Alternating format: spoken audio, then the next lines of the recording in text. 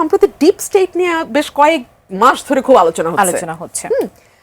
আমি কিন্তু মনে করি ডিপ স্টেট খুব খারাপ কিছু না। ডিপ স্টেট সব আমলে সব সরকারের মধ্যে ডিপ স্টেট থাকে। প্রশ্নটা হচ্ছে ডিপ স্টেটের সদস্য কারা। এটা যদি 9 রত্নের সদস্য হয়, নবরত্নের সেই সভা হয়, তাহলে কিন্তু আপনি টিকে যাবেন। এনসিপি উপদেষ্টা আসিফ মাহমুদ সজীব ভুঁইয়া তিনি নিজেই তো ডিপ স্টেটের কথা বলেছেন। হ্যাঁ, কিন্তু তিনি আর পরবর্তীতে আর সেটি সেভাবে পরিষ্কার করেন না, এবং যাকে আপনি জিজ্ঞেস করবেন সে বলবেন আমি এটার অংশ না। যেমন কিচেন ক্যাবিনেট নিয়ে হচ্ছে যে আমরা কি আসলে এটার অংশ না।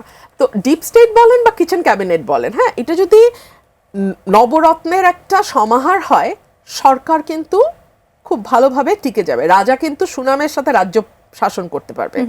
আর এটা যদি চুজিং এর সময় আপনি যদি তার মেধা, যোগ্যতা, দেশপ্রেমকে প্রাধান্য না দিয়ে আনুগত্য বা অন্য কিছুকে প্রাধান্য দেন, তাহলে আপনার ডুবতে খুব বেশি সময় লাগবে না।